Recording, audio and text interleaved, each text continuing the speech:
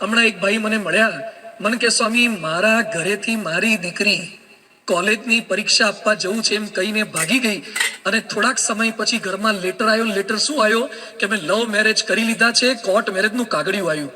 મને કે 20 વર્ષ એને મોટી કરી અને લેશ માત્ર વિચાર ન આવ્યો એને આટલો દગો કરી દેવાનો. મુંબઈના એક હીરાના વેપારી જેટલા વેપારી છે ધ્યાનથી સાંભળજો. થોડાક મહિના પહેલા મંદિરમાં આવ્યા હતા, કેમ્પસમાં 2-3 દિવસ ફરતા દેખાયા. મેં બોલાયા, પૂછ્યું તું કેમ કામે આવવાનું થયું તું? તો રડવા માંડ્યા. ઓફિસમાં બોલાયા, તું શું તકલીફ છે? મને કે સ્વામી મારી દીકરી બોમ્બેમાં ભણતી હતી, કોઈકે મને કીધું કે ગુજરાત સંસ્કારી રાજ્ય છે એટલે ગુજરાતમાં ભણવા મૂકો. એટલે મેં ગુજરાતમાં 11-12માં મૂકી.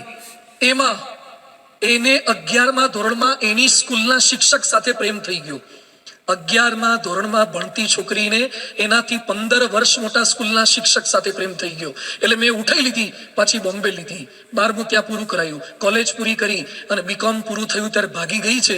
તપાસ કરતા ખબર પડી કે શિક્ષક સાથે લગ્ન કરી લીધા છે. એ શિક્ષકના બીજા લગ્ન છે. બહુ જ રડ્યા. મને કે સ્વામી મને મળવાની ના પાડે છે. એટલે મેં કમિશનર ગેહલોત સાહેબ હતા, એને વિનંતી કરી. 5 કલાક સુધી આ પતિ પત્ની એની સગી એકની એક દીકરીની સામે બેઠા છે. 5 કલાક રડ્યા છે. એ છોકરીની આંખમાંથી આંસુનું એક ટીપું પડ્યું નથી. મને કે સ્વામી બોમ્બેમાં મારો કરોડોનો બંગલો છે, હીરાનો મોટો વેપારી છું, દીકરીને 21 દેશમાં ફેરવી છે, વાઈફાઈ વાળી રૂમ છે, લેપટોપ છે, સારી ગાડી છે, આટલું આપ્યું પણ છતાં મારી દીકરી અમને દગો કેમ દીધો? તમે એને બધે લઈ ગયા પણ હાથ પકડીને ક્યારે મંદિરે નહોતા લઈ ગયા કે પાલનપુરની પારાયણમાં નહોતા લાયા એટલે તકલીફ થઈ છે. કોઈ દિવસ સંતોની કથા નહીં સંભળાઈ એટલે આ તકલીફ થઈ છે. વફાદારી આ છે. પોતાના મા બાપને દગો કેમ દઈ શકાય? પોતાની પત્નીને દગો કેમ દઈ શકાય? હમણાં થોડાક મહિનાથી મને અમદાવાદથી એક બાળકનો ફોન આવે છે. ધ્યાનથી સાંભળજો શું ઘટનાઓ સમાજમાં બની રહી છે. એક નાનકડો છોકરો, હું ઓળખું નહીં એને, અને કાલી ગલી ભાષા બોલે. મને કે સ્વામી પપ્પા ઘરે નથી આવતા, કંઈક કરો ને. હું એને ઓળખું નહીં, પપ્પા ઘરે નથી આવતા, અમદાવાદમાંથી બોલે. મારે કઈ રીતેનો સંપર્ક કરો? કીધું પપ્પા ઘરે કેમ નથી આવતા? મને કે મમ્મી સાથે બગડ્યું છે એટલે ઘરે નથી આવતા. પછી મેં તારા ઘરમાં બીજું કોઈ મોટું છે પુરુષ સભ્ય તો મને વાત સમજાવે. એના દાદાએ ફોન હાથમાં લીધો. એના બાપ 70 વર્ષના મારી આગળ રડતા રડતા બોલ્યા, મને કે સ્વામી મારો દીકરો 1 મહિનાથી ઓફિસેથી ઘરે નથી આવ્યો. તું કેમ નથી આવતા? મને કે ઓફિસમાં એની સાથે એક બાઈ કામ કરે, એની સાથે લફરું થયું છે એટલે ઘરવાળી ગમતી નથી, હવે બહાર જે ફર્યા કરે છે. બાપ રડે છે, પેલી બાઈ રડે છે, આ નાનકડો બાળક રડે છે. હું હમણાં જ અમદાવાદ મીટિંગ માટે ગયો તો એ છોકરાને મેં બોલાયો, એની સાથે અડધો કલાક બેઠો. તો તને ભાન પડે છે યાર? તો લગ્ન શેના માટે કર્યા? આ નાના છોકરાનો ઉછેર શેના માટે કરે છે? મને કે આ છે એના કરતા પેલી થોડી હોશિયાર લાગે છે. તો એના કરતા ત્રીજી હોશિયાર આવશે, એના કરતા ચોથી હોશિયાર આવશે. યાદ રાખો, દુનિયામાં તમારા પત્ની કરતા ને પતિ કરતા રૂપાળા આવવાના, તમારા પતિ કરતા ને પત્ની કરતા ધનવાન આવવાના, તમારા પતિને પત્ની કરતા વધારે સમજદાર આવવાના. પણ જેની સાથે અગ્નિની સાક્ષીએ લગ્ન કર્યા એને છેલ્લા શ્વાસ સુધી ના છોડવા, એનું નામ મિલે સુર મેરા તુમારા છે. વફાદારી એટલે આ છે. આ જીવનની અંદર હોવી જોઈએ. પોતાના મા બાપને સાચવી શકતા નથી. હમણાં જ મને મંદિરે મળવા માટે એક દાદા આવ્યા હતા. મને કે સ્વામી દર 2 મહિને એક દિવસ મંદિરમાં ખવડાવશો? દર 2 મહિને એક દિવસ મંદિરમાં ખવડાવશો? દાદા કેમ આવું બોલો છો? મને કે 2 દીકરા છે, 15 દિવસના વારા પાડ્યા છે. એટલે 30 દિવસનો મહિનો હોય ત્યારે તકલીફ નથી પડતી, પણ 31 દિવસનો મહિનો હોય ત્યારે 2 માંથી એકય ખવડાવતા નથી. કઈ દિશામાં આપણે ગયા? સગા બાપને 1 દિવસ વધારે ખવડાવી ના શકીએ? આ કયા પ્રકારની આપણી બેવફાઈ છે? તો આપણા પરિવારમાં જે દુરિયા છે એ દુરિયા મિટાવવાની છે. જે પરિવારની અંદર જે ડિસ્ટન્સ થઈ ગયા છે, અહીંયા બેઠેલા બધાને મારી વિનંતી છે, ભેગા રહો, સ્વભાવ દેખાશે, મતભેદ થશે, મનભેદ થશે, એલર્જી થશે, આ થવા દેવાની, પણ એને મિટાવવાની. તમારી પત્ની સાથે બોલવાનું થયું હોય એટલે ડિસ્ટન્સ વધે, સાસુ વહુને ડિસ્ટન્સ વધે, પણ એ ડિસ્ટન્સ ઓછું કરતા જવાનું. એ દુરિયા મિટાવવાની છે. ત્રીજો પ્રિન્સિપલ છે કેર ફોર ફેમિલી. પરિવારની સંભાળ રહીએ. આમાંથી જેને સાયકલ ચલાવતા આવડતી હોય હાથ ઊંચો કરો તો. સરસ, બધા જ છે. જેને જન્મથી આવડતી હોય હાથ ઊંચો કરો. સીધા આઈને સીધા ઉપર ચડી બેઠા હોય. શીખવાડી, કોકે શીખવાડી, કોકે પાછળ કેરિયર પકડીને શીખવાડી, કોકે પેડલ મારતા શીખવાડ્યું. ઘણા આગળ જોવા જાય પેડલ બંધ થઈ જતા હતા, અને પેડલ મારવા જાય તો આગળ દેખાતું નહોતું. ઘણા ચડવા માટે ટેકરો જોઈએ અને ઉતરવા માટે ઢેફું જોઈએ. તારે ચડી બેસતા હતા.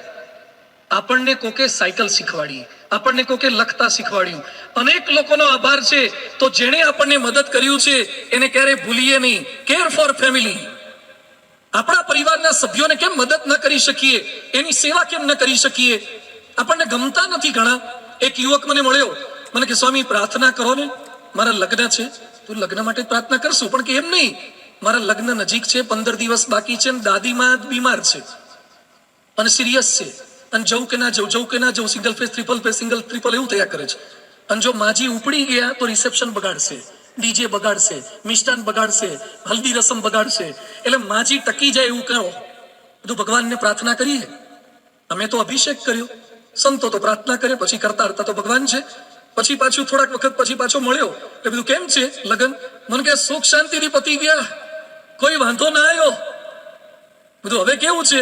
મને કે સ્વામી પ્રાર્થના કરો ને, 15 દાડાની વાત હતી, 1.5 મહિનો થયો, હવે જવાનું નામ લેતા નથી. ટકી ગયા કે વધારે પડતું ટકી ગયા? આપણને ઘરમાં કોઈ ખંટાતા નથી, વધારે રહે છે, એ તકલીફ છે. તો પરિવારની સેવા, પરિવારની સંભાવના કરવાની છે, એની માગણીની સંભાળ. પરમ પૂજ્ય પ્રમુખ સ્વામી મહારાજે ઇન્દોર IIM ના ડાયરેક્ટર રવિચંદ્રન સાહેબ આવ્યા. એમને કીધું સાહેબ આરામ કરીને જજો. પછી કે છે તમને તો આરામ મળશે, પણ તમારા ડ્રાઈવરને પણ આરામ મળી જાય, એટલે તમે આરામ કરીને જજો. ઇન્દોર IIM ના ડાયરેક્ટર બોલ્યા, this is what we do not teach to IIM to care for people. અમે બીજું શીખવાડીએ છીએ, પણ માણસોની સંભાળ રાખવાનું તો પ્રમુખ સ્વામી મહારાજ પાસેથી શીખવા મળ્યું છે. સંભાળ એટલે આ છે, એની માગણીની સંભાળ, એની લાગણીની સંભાળ. આંસુઓના પડે પ્રતિબિંબ એવા દર્પણ ક્યાં છે, અને કહ્યા વિના સમજે એવા સગપણ ક્યાં છે? કહ્યા વગર સમજી જાય. એક ભાઈ ભાદરામાં એના દીકરાને લઈને પ્રમુખ સ્વામી મહારાજ પાસે આવ્યા અને કે સ્વામીજી એને ભણાવો છે, આશીર્વાદ આપો, ડોક્ટર બનાવવો છે. What is to છોત ખરા કે એને શું બનવું છે? એ કે ના, કે મારે કોઈ પણ ભોગે ડોક્ટર બનાવો જ છે. સ્વામી કે એને પૂછો તો ખરા. સ્વામી કે તારે શું થવું છે? એ કે બાપા મારે એન્જિનિયર થવું છે. સ્વામી કે આગ્રહ ન કરો, એને ડોક્ટર કરવાનો, એન્જિનિયર કરો. આપણે બધા છે ને ફ્રેમ ફિટ જ રાખીએ છીએ અને ફોટા કાપ કરીએ છીએ. ફ્રેમ ફોટા પ્રમાણે બનાવાય. ઘણા પોતાની ફ્રેમમાં પત્નીને ફિટ કરે, દીકરાને ફિટ કરે, એ રીતે સેટ કરે છે. સુરતના એક ભાઈએ મોટો બંગલો લીધો, પત્નીને ગમ્યું નહીં, એટલે પ્રમુખ સ્વામી મહારાજ પાસે આવ્યા અને કે સ્વામી આટલો મોટો બંગલો લીધો, સારો બંગલો લીધો, તો એ પત્નીને ફાવતું નથી, હવે ઘર બદલવાની વાત કરે છે. સ્વામી કે નથી ફાવતું, બદલી નાખો ને. તો પેલા ભાઈ કે સ્વામી એ જ એરિયામાં બીજો સારો છે, ત્યાં લઈ લો. સ્વામી કે બીજો સારો લો, પણ પેલા એને બતાવી લેજો. રહેવાનું જાજુ એને જ, એને બતાવી લો એને ગમે છે કે નહીં. જો આ કેર છે, સંભાળ છે, લાગણી છે, આપણે એ નથી કરી શકતા. ન ધરા સુધી, ન ગગન સુધી, ન ઉન્નતિ, ન પતન સુધી.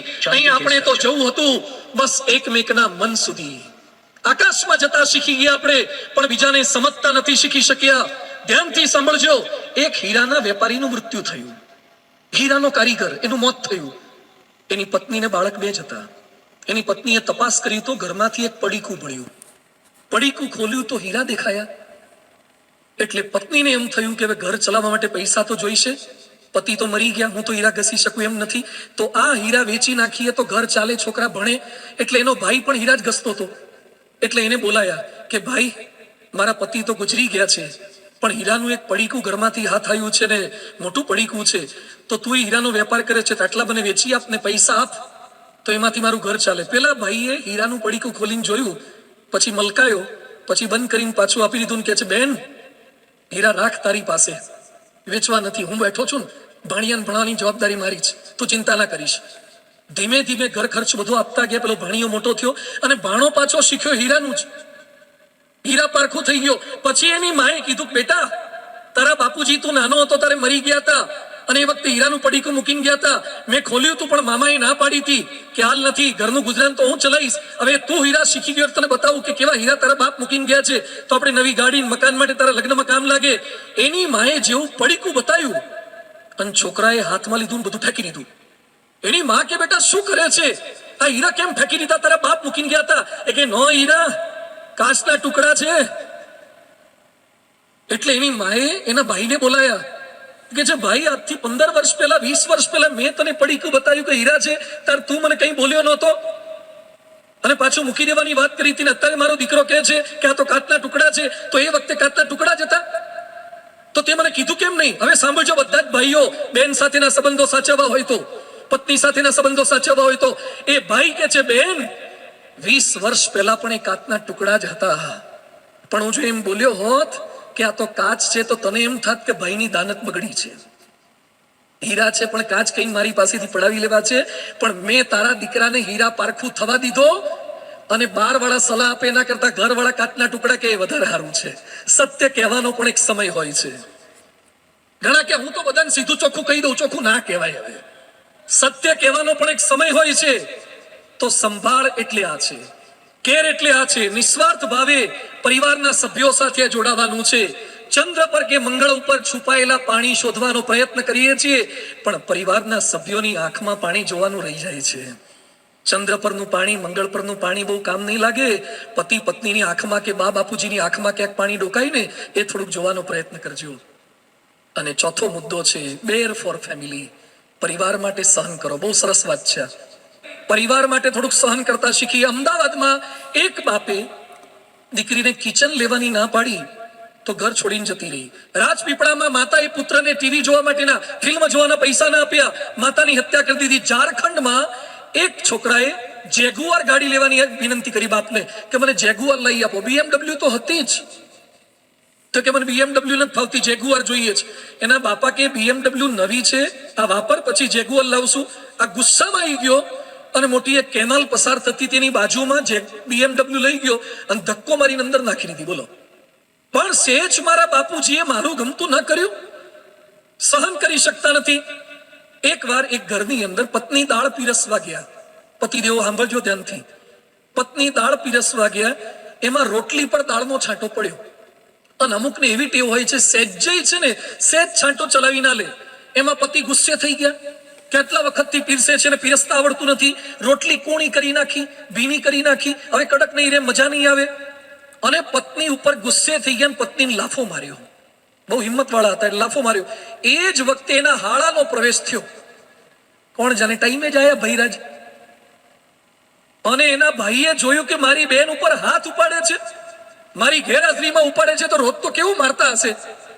એટલે બંને ત્યાં બથમ બથાઈ ગયા, મારામારી થઈ ગઈ, કેસ કરી દીધો. પેલા ભાઈને 7 મહિના જેલ થઈ પતિદેવને, અને 7 મહિના સુધી રોજ રોટલી દાળમાં પલાળીને ખાય છે.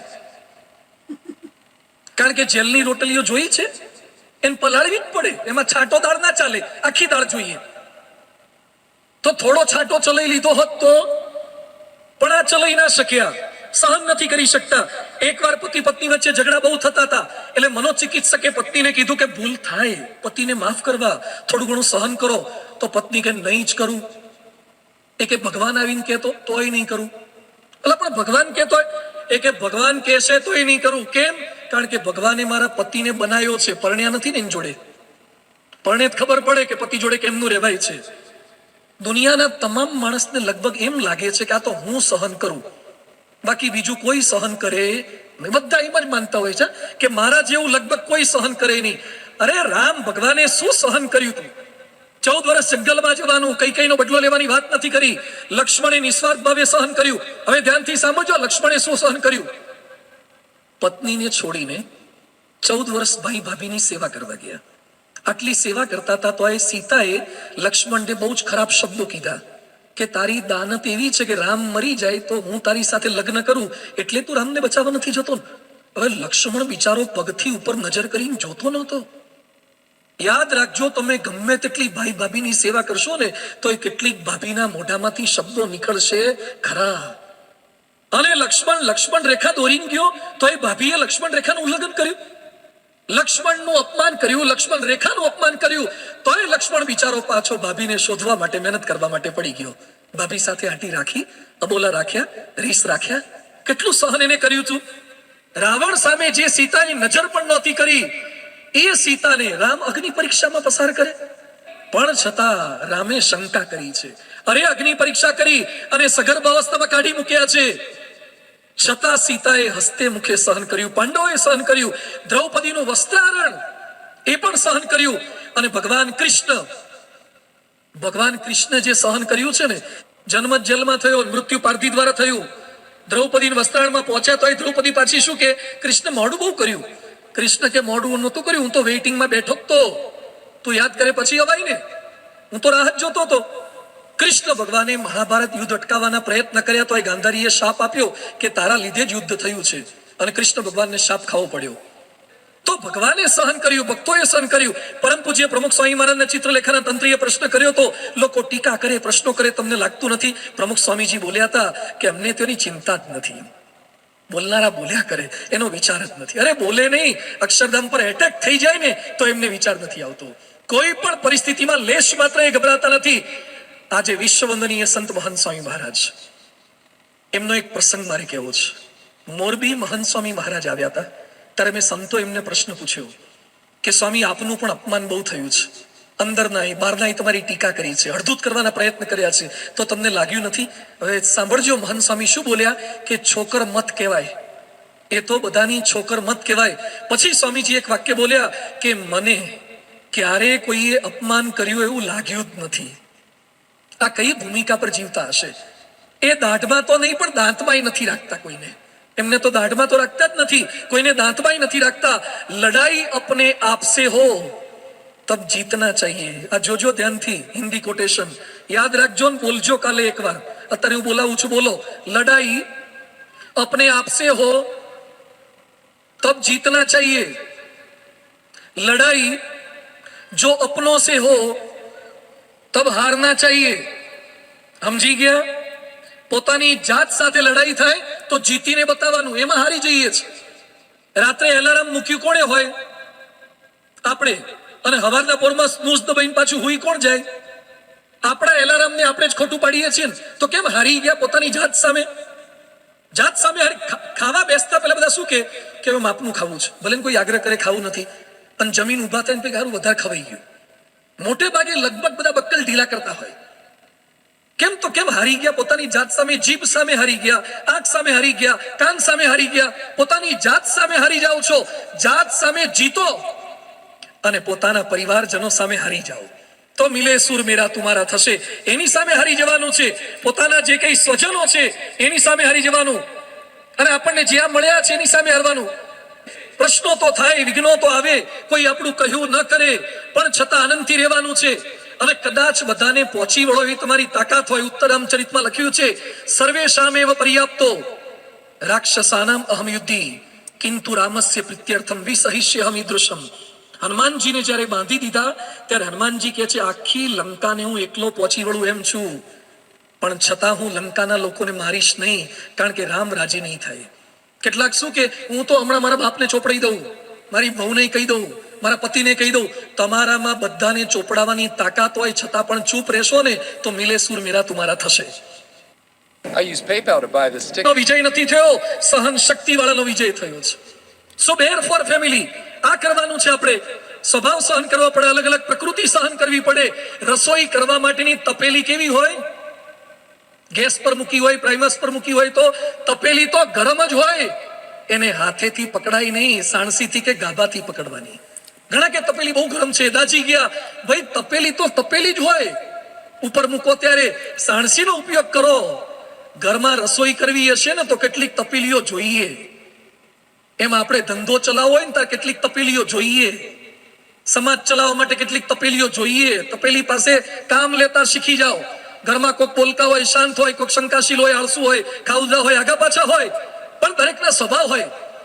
એક ગામમાં લાઈટ ગઈ એટલે પતિ પત્ની બંને જણા અગાસી પર કંઈક મૂક્યું હશે, ત્યાં દરવાજે તાળું હતું. એટલે પત્ની કે અગાસીમાં મૂક્યું છે, પાછો વરસાદ શરૂ થયો છે તો પલળશે એટલે આપણે લઈ આવીએ. એટલે તાળું મારેલું હતું, પાછું તાળું ઉપર મારી દીધું હતું ઉપરના અગાસીના દરવાજાને. એટલે પતિ પત્ની બંને ગયા. પત્નીએ હાથમાં બેટરી પકડી હતી. પત્ની કે હમણાં હું ખોલી નાખું. પતિ કે અંધારું છું, ભેગો આવું છું બત્તી લઈને. એટલે પતિએ હાથમાં બત્તી પકડી હતી અને પત્નીએ હાથમાં ચાવી લીધી અને ઉપર અગાસીના દરવાજાનું તાળું હતું ને ત્યાં ખોલવા ગયા. પતિએ જોયું કે તાળું જુદું છે ને ચાવી જુદી ભરાવે છે. પણ પતિને લગ્ન થઈ 15 વર્ષ થઈ ગયા એટલે અનુભવ હતો, એટલે કે આમાં બોલવામાં ડાપણ નથી. ભલે ભરાવતા, ભલે મથે થોડું. એટલે પેલા 2-3 વાર મથ્યા મચડ્યું કર્યું તો એ ખુલે જ નહીં હરખું. એટલે પત્ની કંટાળ્યા, એ કે તાળું એ ખુલતું નથી. આ ચોમાસામાં લાઈટ ગેરીમાં એટલો ગુસ્સો તાળા પર ઉતાર્યો. એટલે પતિએ એકદમ વિનયપૂર્વક પત્નીને કહેવાની હિંમત કરી કે જો તમારી પરમિશન હોય તો હું પ્રયત્ન કરું.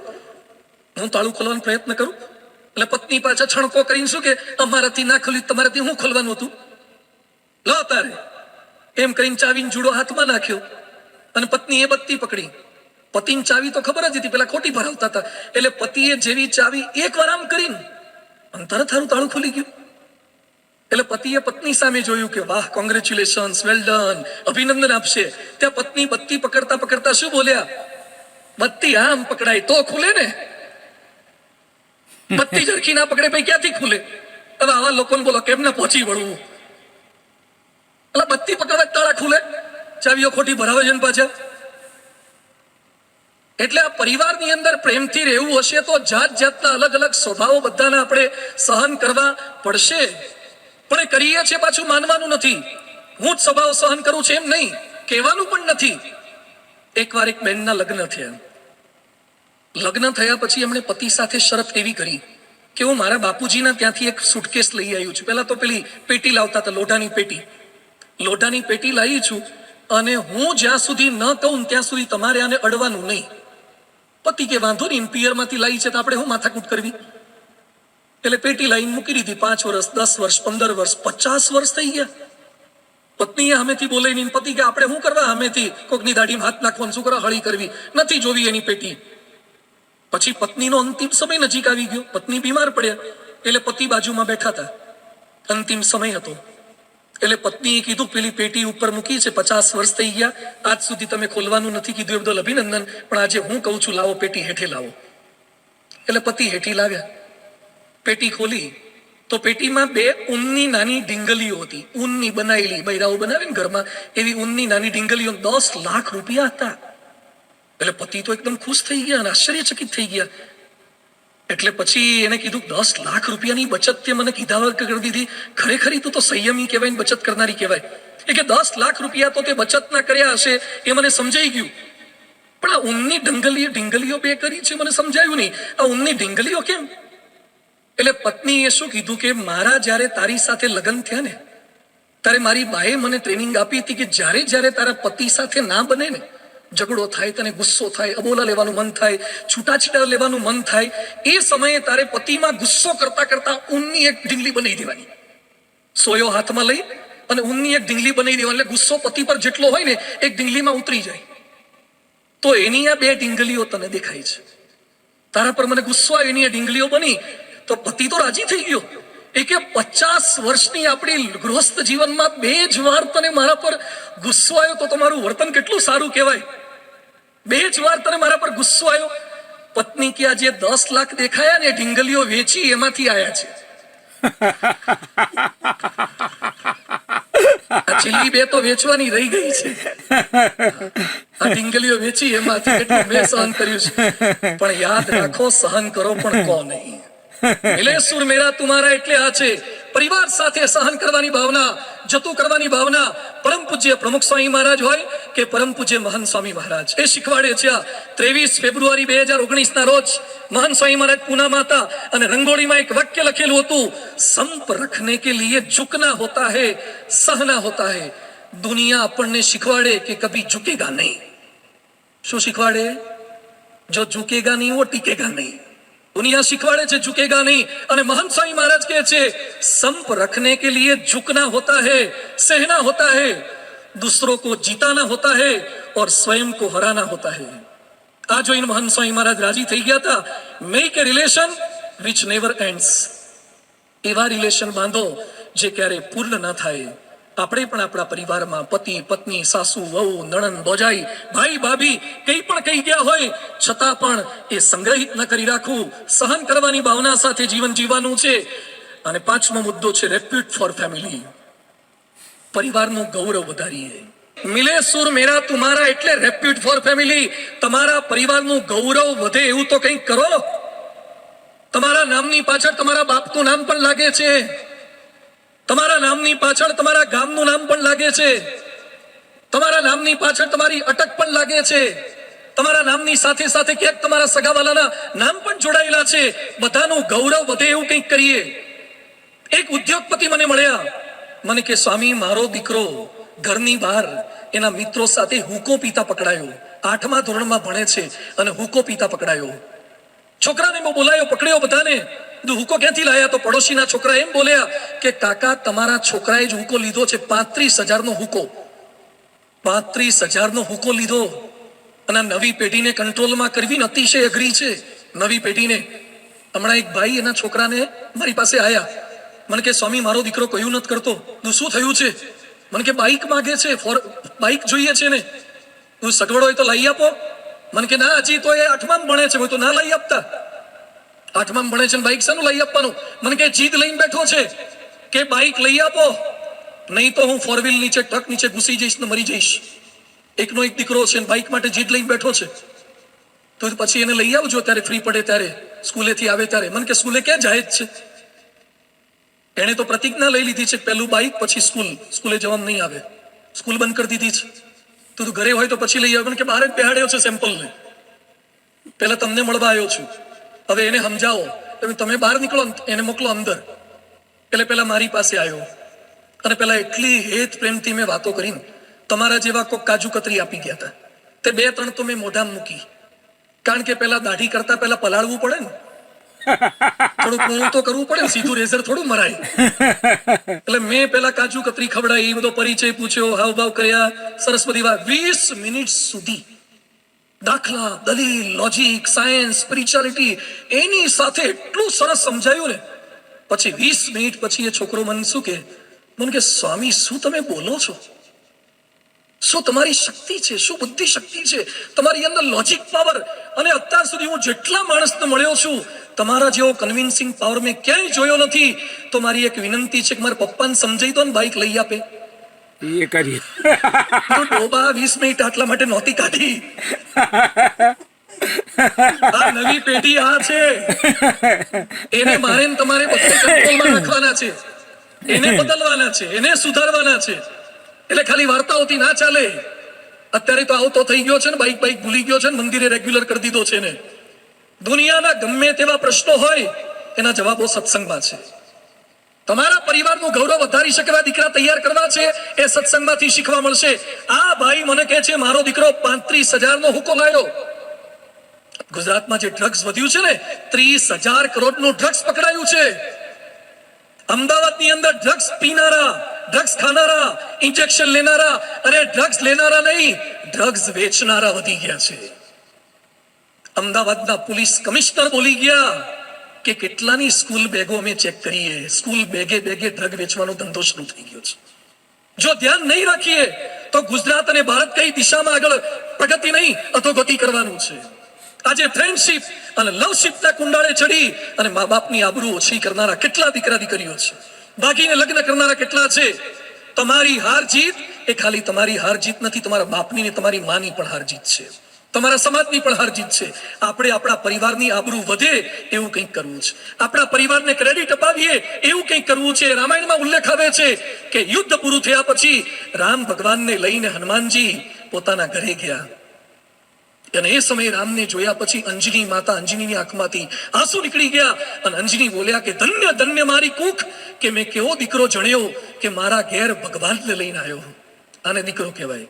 કેટલાને ઘેર પાનના ગલ્લાવાળા બિલ આપવા આવે, છોકરીનો બાપો આવે, તમારો દીકરો છેડતી કરતા પકડાય છે, સ્કૂલમાંથી સસ્પેન્ડ આવે, એટી આવે અને પેલા સીસીટીવી કેમેરા વાળા કોર્પોરેશન વાળા બિલ મોકલાવે, મેમો મોકલાવે ઘેર. આ એ દીકરા છે. દીકરા એટલે શું છે? પરિવારનું ગૌરવ વધારી શકે દીકરા છે. આજે પ્રમુખ સ્વામી મહારાજે પેઢી તૈયાર કરી છે. અમદાવાદમાં 14 વર્ષનો છોકરો યજ્ઞેશ એનું નામ, એનો જન્મદિવસ હતો. એના પિતાએ વુડલેન્ડના શૂઝ, સારા શૂઝ આવે છે, રીબોકના બધા શૂઝ આવે ને, વુડલેન્ડના શૂઝ, એટલે વુડલેન્ડના મોંઘા શૂઝની ગિફ્ટ આપી હતી. બેટા તારો 14મો જન્મદિવસ છે, તને વુડલેન્ડના શૂઝ મારે આપવા છે. સાંભળજો બધા દીકરાઓ. એ દીકરો એના બાપને કહે છે કે પિતાજી મને આપવું હોય તો વુડલેન્ડના શૂઝ નહીં, બીજી ગિફ્ટ જોઈએ છે. શું ગિફ્ટ જોઈએ છે? બોલ બેટા. એ કે જોઈએ છે મારે તમારી સિગારેટ જોઈએ છે, સિગારેટ મને આપી દો. મારા જન્મ દિવસે તમારી સિગારેટનો ત્યાગ કરો, એ ગિફ્ટ મારે જોઈએ છે. એ કે પણ બેટા હું આટલા વર્ષોથી પીવું છું, મારાથી નહીં રહેવાય. તો મારે વુડલેન્ડના શૂઝ નથી જોઈતા. મને મારા ગુરુ પ્રમુખ સ્વામીએ શીખવાડ્યું છે કે ચારિત્રવાન બનો ને ચારિત્રવાન સમાજ તૈયાર કરો. હું ગામ આખાને વ્યસન છોડાવવા માટે જઉં છું અને મારા બાપ વ્યસની હોય એ હું કઈ રીતે સહન કરી શકું? મારે ચાલવા માટેના સારા બૂટ નથી જોઈતા, પણ મારા બાપ સારા રસ્તે ચાલે ને એવી સુટેવ મારે આપવી છે. અને એ સમયના બાપ બોલ્યા કે બેટા આજે તું મારો ગુરુ થયો, તે મને જીવન જીવતા શીખવાડી દીધું. પરમ પૂજ્ય પ્રમુખ સ્વામી મહારાજે આ કર્યું છે. પરિવારનું ગૌરવ શિક્ષણથી વધાર્યું છે, સંસ્કારોથી વધાર્યું છે, સારા સ્વભાવથી વધાર્યું છે, સત્સંગની શોભાથી વધાર્યું છે. તો આપણે પણ થોડોક ફેરફાર આ કરવાનો છે, ગૌરવ વધે એવું કાર્ય કરીએ. અને છેલ્લી વાત છે આજની, રિફોર્મ ફોર ફેમિલી. પરિવાર માટે થોડોક સુધારો કરીએ. શેમાં સુધારો? ફર્નિચરમાં સુધારો કરો, રસોડામાં સુધારો કરો, થાળીમાં સુધારો કરો, 3 BHK 4 BHK ગાડીમાં સુધારો કરો. આ સુધારા નહીં, થોડોક આપણી જાતમાં સુધારો કરીએ. પણ બધાને એમ લાગે છે કે મારામાં તો બધું પરફેક્ટ છે. એક ભાઈ ડોક્ટર પાસે ગયા, કાનના ડોક્ટર પાસે, અને કાનના ડોક્ટરને એમ કહે છે કે સાહેબ મારી ઘરવાળી બહેરી થઈ ગઈ લાગે છે, સાંભળતી નથી, ઓછું સાંભળે છે, બહુ બોલું તો એ જવાબ નથી આપતી, સાંભળતી નથી. તો કાનમાં મૂકવાનું મશીન આપો તો જેથી હરખું સાંભળે. તો ડોક્ટર કે પેશન્ટને જોયા વગર મશીન અમે ના આપી શકીએ, પેશન્ટને ચેક કરવા પડે, ડેફનેસના પણ પ્રકાર હોય છે, બહેરાશના પ્રકાર હોય છે, એ મુજબ મશીન અપાય.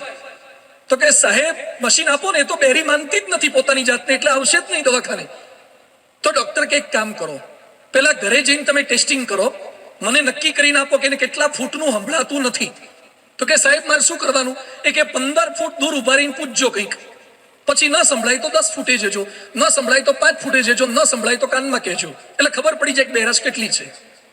પેલા ભાઈ કે સરસ, કે ઘરવાળી બહેરી છે ને આજે આપણે ટેસ્ટિંગ કરી દઈએ. એટલે ઘરે ગયા અને 15 ફૂટ દૂર ઉભા રહ્યા અને પછી બોલ્યા. પેલી બાઈ રસોડામાં હતી, એ કે શેનું શાક બનાવ્યું? તો એ કઈ સંભળાયું નહીં. એટલે 10 ફૂટે ગયા, કે તકલીફ તો છે જ. 10 ફૂટે જઈને કે શેનું શાક બનાવ્યું? તો એ કઈ સંભળાયું નહીં. 5 ફૂટે ગયા, શેનું શાક બનાવ્યું? તો એમ સંભળાયું નહીં. એ કે 5 ફૂટ તકલીફ તો પાકી તકલીફ છે, 5 ફૂટનું નથી સાંભળતી, અને તો મોટું મશીન મૂકવું પડશે.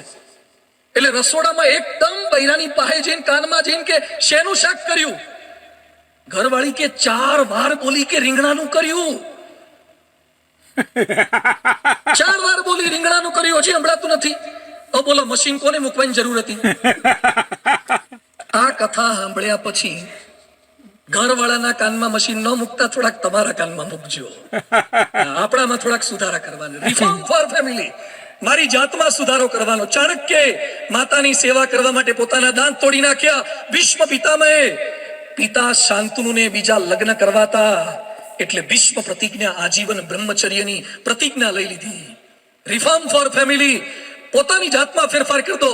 એક ચિંતકે સરસ લખ્યું છે, if everyone is happy with you then you have done lots of compromise in your life. જો બધા તમારાથી રાજી હોય ને તો સમજજો કે તમે દર વખતે જતું કર્યું જ છે. જે જતું કરે ને એ જીતી જાય, જતું કરે એ જીતી જાય. આ સત્સંગની સમજણ આપણને આપે છે.